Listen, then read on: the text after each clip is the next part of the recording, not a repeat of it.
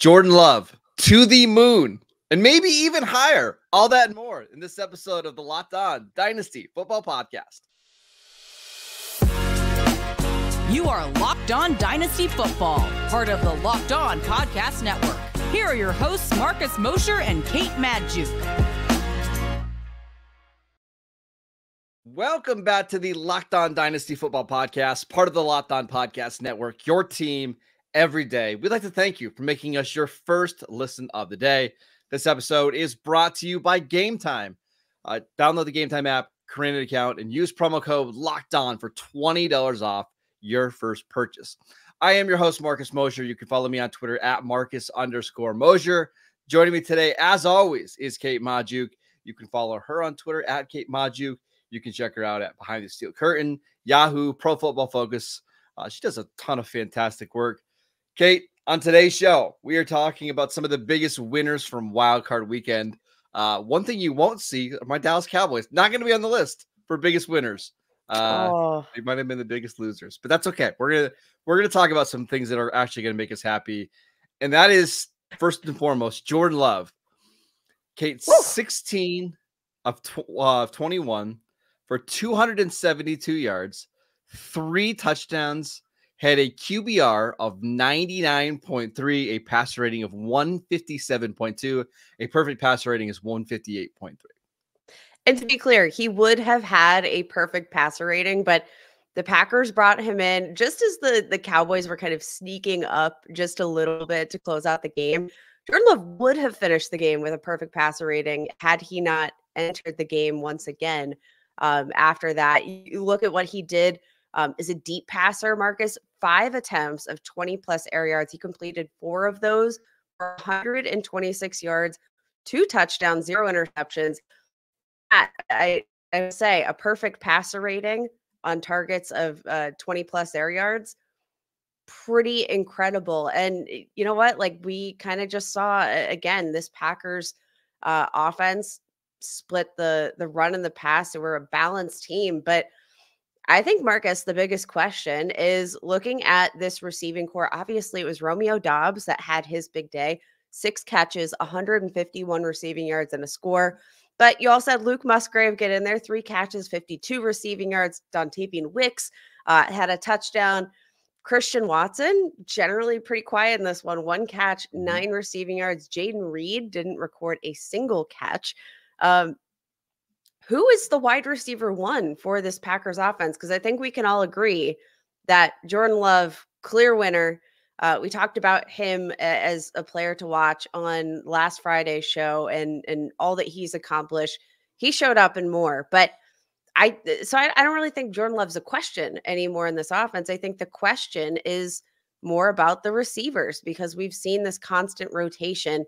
Who is the Packers wide receiver 1? They don't have one right now. I think it all just depends on the game plan. Now, that's not always going to be the case because eventually what you have to do is you kind of have to establish some consistency. You've got to get on time with some of these receivers. So eventually it's going to happen. It's not going to happen in the postseason.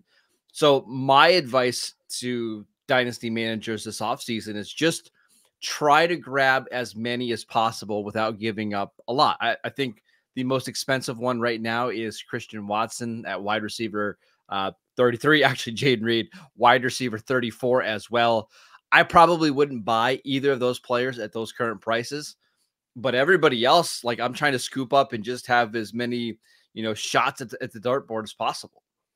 Yeah, I mean, even at the tight end position, obviously Luke Musgrave, but we've seen a lot of production from Tucker Kraft. I think having these Packers receivers on your roster is something that is a smart move. But like you said, I do think it's going to be kind of a rotation. And it seems like Jordan Love is the type of quarterback that isn't going to force feed any single wide receiver.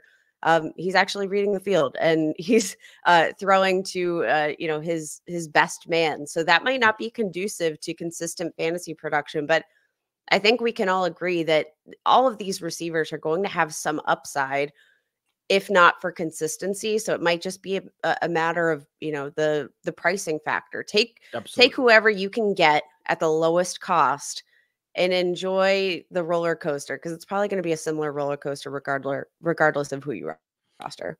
So on Friday's show, you and I talked about some players who could see their dynasty value skyrocket in round one of the postseason. And not to pat ourselves on the back, but Jordan Love was one of those players. We talked about if he had a big performance in round one of the playoffs, where that could put his dynasty value. We were talking about him potentially sliding up inside the top 12 quarterbacks, and surpassing like Brock Purdy and Anthony Richardson and Trevor Lawrence. I mean, I don't want to overreact to one game, Kate, because that's just not fair. But like Dak Prescott and Tua are quarterbacks 8 and 9. There's no way if I had Jordan Love, I'm trading them Jordan Love for either of those guys. No way. No, I think this is kind of the kicker. And to be clear, I don't think it is overreactionary. We are, a big part of our show on Friday was discussing how miraculous what he's accomplished in this entire season as a rookie was. This is just kind of the icing on the cake. And I do think that this is, something that we saw coming to fruition all season long, but having it on that sort of big stage in a moment where it's a primetime game, everybody is watching and seeing just how good Jordan Love looks against one of the best defenses in the league on the road.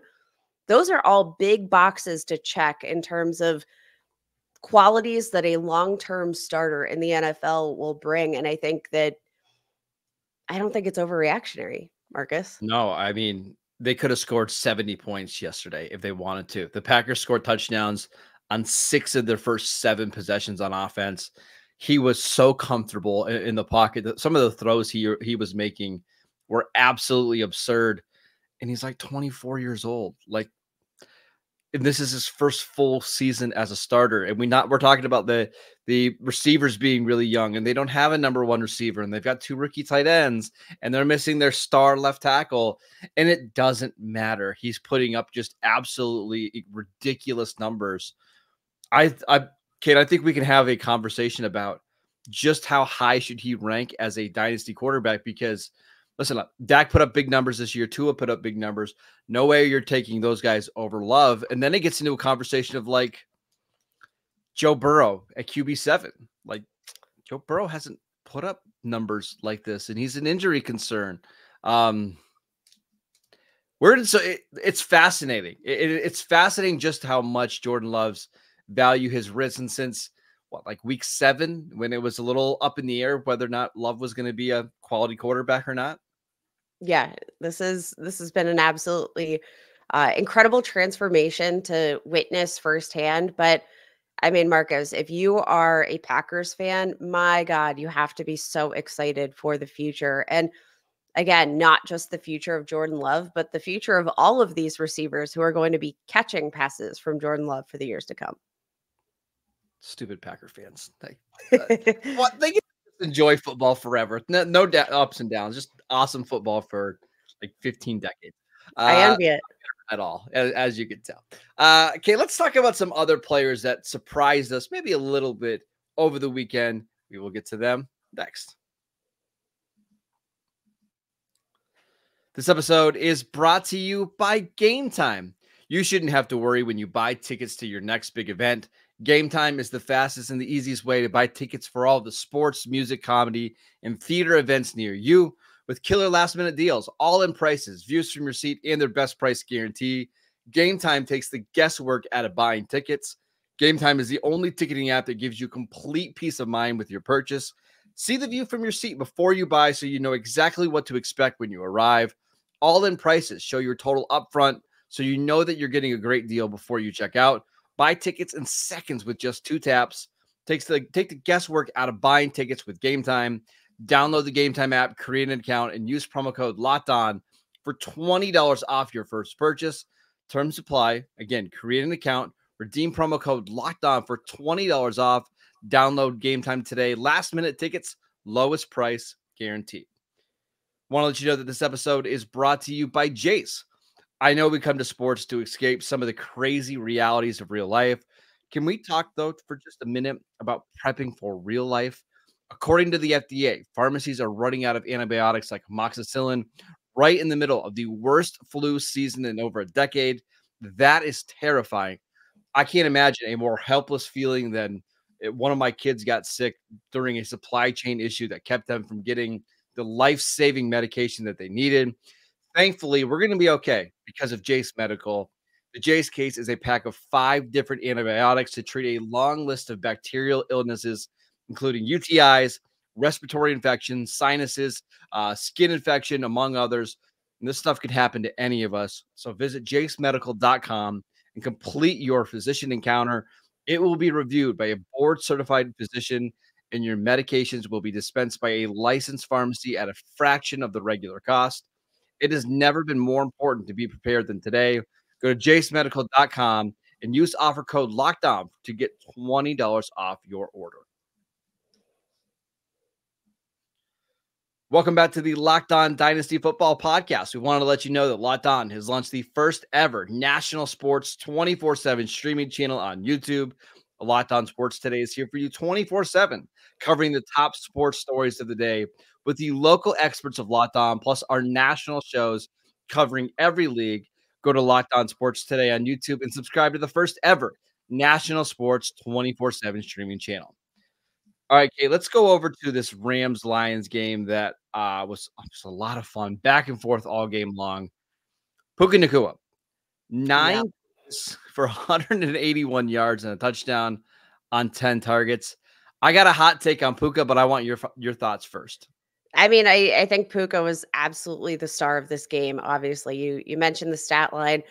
The biggest comparison, though, and I think the thing we are probably maybe underselling here with Puka Nacua is the fact that he is playing next to Cooper Kupp. Cooper Kupp 5 for 27, had 9 targets on the day.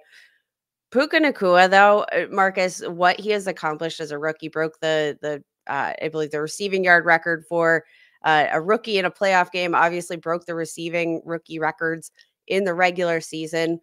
Per NFL Next Gen Stats, leads all rookies in yards after the catch over expected. Second most receiving yards in the league after contact. I mean, to post this kind of production alongside a player of the caliber of Cooper Kupp, I think that is our clear-cut signal that, I mean, Puka Nacua is the future. We've kind of said this before. Puka Nacua has continued creeping up in dynasty rankings all throughout the season. And I think that this playoff game is definitely going to continue to see that value rise in a big way. So we're a little bit behind on Dynasty ADP just because we haven't got anything new since December. But the last batch of data that we had Puka as wide receiver 15. I mean, obviously that's too low. So where do you slot him? My new hot take, and this shouldn't be a hot take, but I think he should be wide receiver 5 at the very, very lowest. And I think you can make an argument ahead of Puka Nacua. So the only ones that I think are at least worth mentioning ahead of him are Justin Jefferson, CeeDee Lamb, Jamar Chase, and Amon-Ra St. Brown. And that's it. And if we want to get into a conversation about Amon-Ra St. Brown over Puka, I'm good with it. I can't justify anybody else ahead of Puka. And I won't be surprised if Puka is like wide receiver 2 or wide receiver 3, like 3 weeks into the 2024 season. I mean, what he's doing is unbelievable. You get volume, efficiency, and touchdown production. I mean, yeah, you kind of hit the trifecta there. He's got the 6th highest target rate on routes run all throughout this season among wide receivers with 50 plus targets, 7th in the league in yards after the catch per reception, 5th in the league in terms of yards per route run. You mentioned you really hit that trifecta of production. You get youth, obviously, as a rookie, 23 years old. I do think that obviously we're going to be in for a monstrous jump in his ADP, but I definitely think you look at the sort of back end of like the wide receiver 1 range, right? You've got guys like AJ Brown, Tyreek Hill, those, a little bit older on that side of the perspective, although obviously AJ Brown, 26 years old, you're not going to, but still, you get a few more years in the tank with a Puka Nacua. you're getting the production, you're getting the consistency that you want out of all these guys. Tyreek Hill, he's already said he's going to retire after next season. He's already looking towards greener pastures. You know, I think when you look at all the wide receivers behind him, Chris Olave, Jalen Waddle, Brandon Ayuk, Devonta Smith. It's not even close for me between those guys. It's not even close. So if you took like a Chris Olave, the amount that you'd have to give up with Chris Olave to go get Puka to me is so ridiculous that it's not even worth considering. And Marcus, I think a big point of hesitation for Puka Nacua is going to be the draft capital. And that is not something that he is going to be able to change. That is not something the Rams are going to be able to change. Obviously, there's going to be a little element of hesitation, wondering if this kind of production could last. Because let's be real, if it were Jackson Smith and Jigba that came out and produced in the way that Puka Nacua is producing right now, there wouldn't even be a question about whether or not he is a top 5 dynasty receiver. It is in part the name, it's in part the draft capital. And if you can go out and get yourself a, top 5, top 10 dynasty asset right now, just kind of capitalizing on that lack of draft capital, which he's not going to change ever in his career, go do it. Go do it right now. A couple recent trades that I think are just hilarious from Dynasty League football. These were before the game yesterday. Puka Nacua and a 2025 first-round pick for Deebo Samuel, Garrett Wilson, and a 2025 second-round pick. So let's just kind of cross off those draft picks. And I know it's not quite the same, but Puka for Garrett Wilson and Deebo Samuel. Wow. I'd just take Puka. I would. I mean, very, very close for me, to be honest. But yeah, Puka, you know what you're going to get with Puka. And I think that's kind of the beauty. We've talked before about kind of the value that checking off, unanswered questions can do. It's really nice not to have any questions. He's on a rookie contract. That he's playing with a good quarterback who, he looks healthy. He looked perfectly fine this year, which more than fine. And that was kind of the biggest question with Matthew Stafford this year. Okay, he's already produced alongside Cooper Kupp. Yeah, all of these questions are kind of marked and answered. And that kind of luxury isn't necessarily super common in fantasy football to have. And just to show you how much his value has changed just in the last 3 weeks, okay, these are all trades that were done like late December. Puka Nacua for a 2024 first and second round pick. Oh, yeah, Puka. Okay. Puka Nacua for Marvin Mims and Isaiah Likely. Oh, my God, Puka. In a first round pick, sorry. Marvin Mims, Isaiah Likely in a first round pick. Puka. Puka Nacua for Jackson Smith and Jigba and Isaiah Pacheco. Puka. Puka for Puka and Rashad White for Zach Charbonnet and Deontay Johnson. Puka. There were.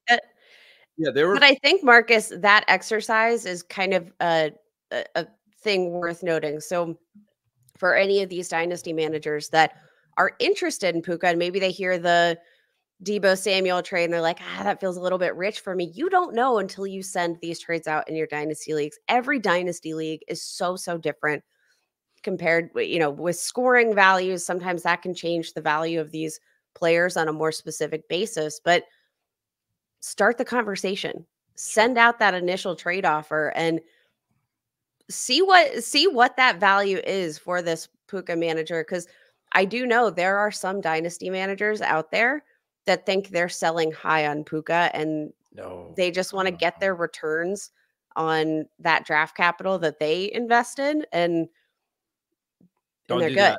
Yeah, you're right though. I'm full on. I'm going to go trade everything I can to go get Puka because you're in a Sean McVay offense. Matt Stafford was ripping the ball last night. I mean, he played unbelievable despite having a head, a shoulder, a hand injury. I mean, unreal. And there used to be like, we were having this conversation mid-season, like, hey, when Cooper Kupp comes back, how much does he eat into Puka's value? Those are gone. Like it's so clear that Puka is the number 1 receiver in this offense and Kupp is the number 2. What do you do with Cooper Kupp then? I guess is the question. Are you just holding? I think he's just a hold and maybe you hope he's a little healthier next year, but like if he's getting more targets, it's not going to be at the expense of Puka Nacua.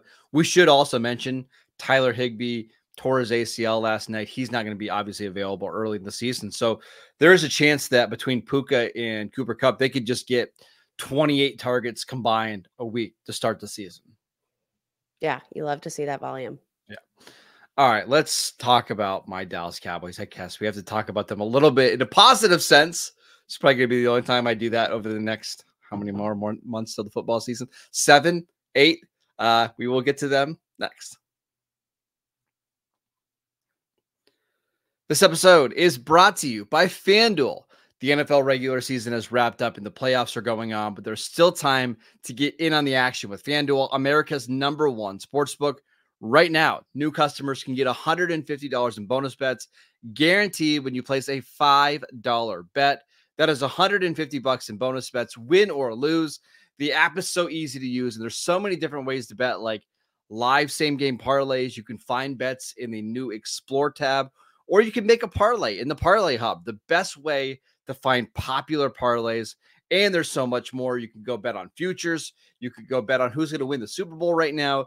There's even a line whether you can bet on who will win the Super Bowl, the AFC or the NFC team. Pretty cool. So visit FanDuel.com/lockedon and make your first bet a layup with FanDuel, the official partner of the NFL.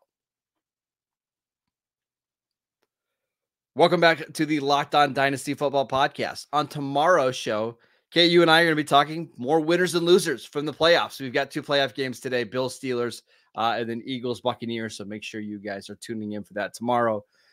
Let's talk about my disgusting Cowboys. CeeDee Lamb, 9 for 110. Michael Gallup, welcome back. Michael Gallup, 6 for 103. But the guy that we want to talk about today is Jake Ferguson, 10 for 93 and 3 touchdowns.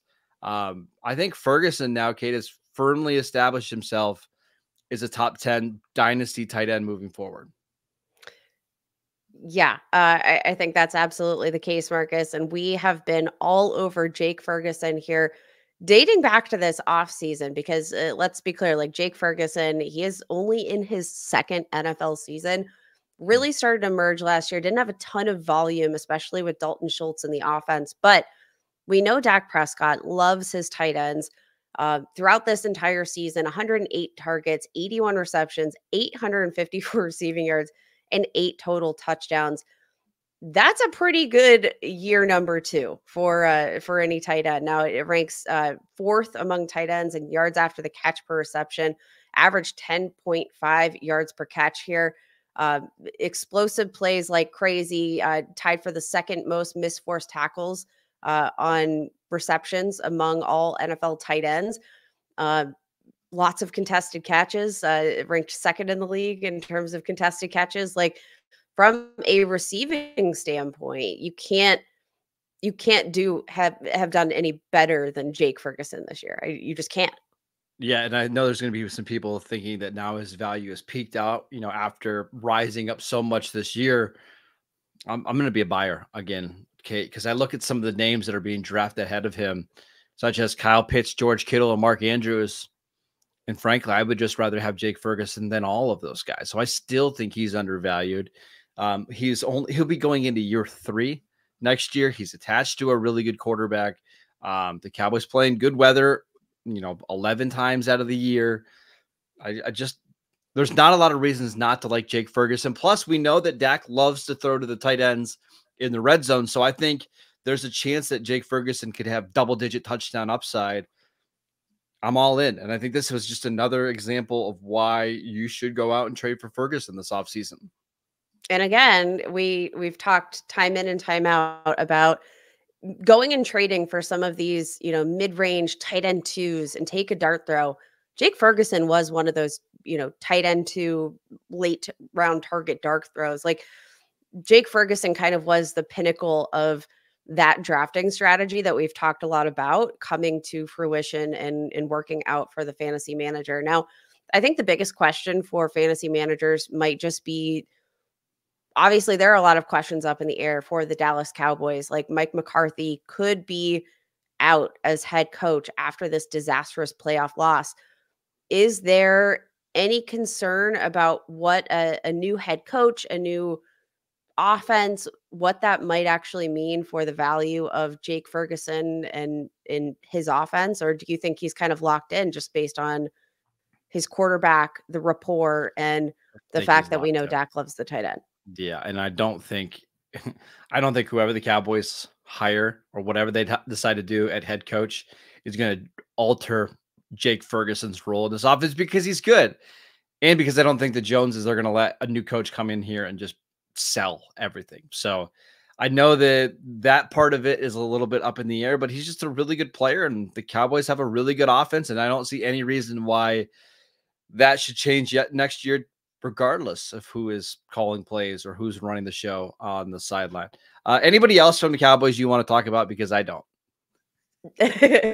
I think we're good on Cowboys talk today, Marcus. I'm sorry for your playoff loss, but I'll probably be right back here with you tomorrow. I'm a Steelers fan. For those who don't know, they're playing on Monday night. We'll see how this game plays out. But I might be just as sad as Marcus tomorrow, so we're gonna have to find some uplifting points of conversation to keep us both afloat.